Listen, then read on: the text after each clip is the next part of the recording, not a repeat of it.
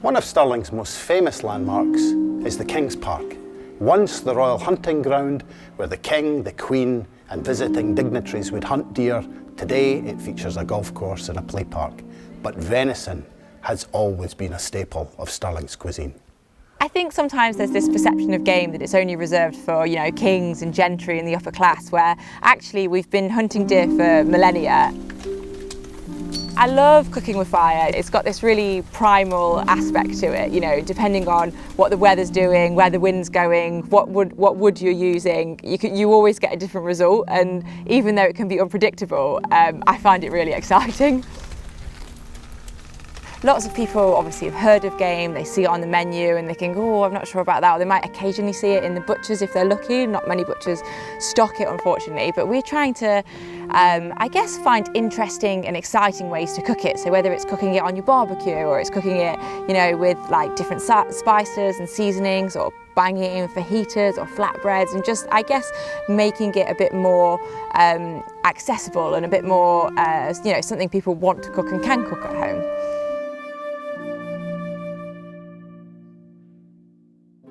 We always say we get our food from the farms, forests and fields around us, so literally what you can see here.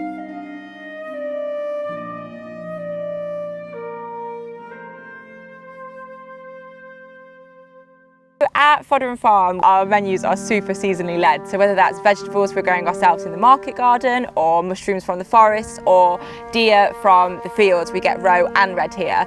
We try to always say that we measure our food distances in footsteps rather than miles, to try and keep everything as local and as seasonal as possible. As part of keeping it local, we try to collaborate with lots of the other local farms. For example, we work with Upper Ballad Farm, which is just over those trees there, and they had last year a lot of green tomatoes that were going to be left to waste, so we took them all and we turned them into green tomato salsa.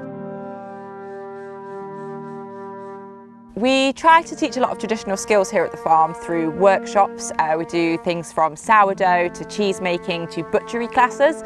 We're just trying to keep a lot of those skills alive, which otherwise might have been lost.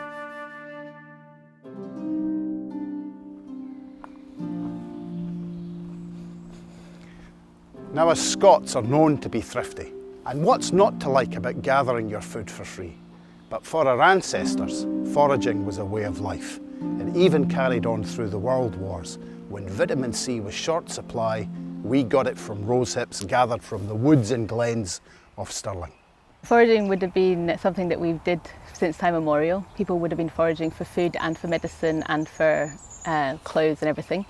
It probably died off round about the Industrial Revolution, when people went out of the countryside and moved into big cities. But then during the Second World War, it returned again as people went back out to the hedgerows. So people would have been eating things that you would think of as weeds now, so things like nettles, dandelions, dock, sticky willy or cleavers, honeysuckle, plantain, yarrow, but they also would have been used as medicines. Wound healing was a big thing, so we would have used things like sphagnum moss, which they would have dried, and then they would have had it in their first aid kits that then, because it soaks up so much liquid, you could have put it onto like bloody wounds and it would help to soak up the liquid and the blood, and it would also have been antiseptic, antibacterial.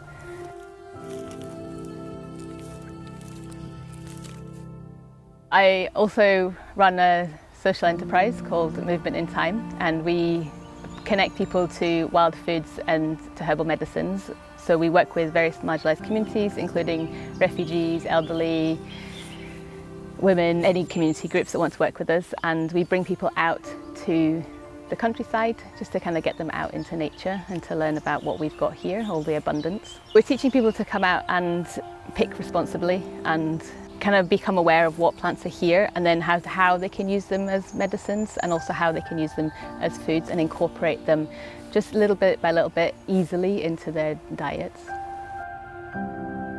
People traditionally think of sloes for making gin, but the flowers were also used for treating fevers.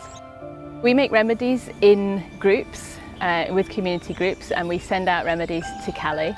and we send it to refugees who are stuck at the borders there. We send things like wound healing balms, which we make with plants like plantain, comfrey and St John's wort, which are all found growing wild in the Stirling area.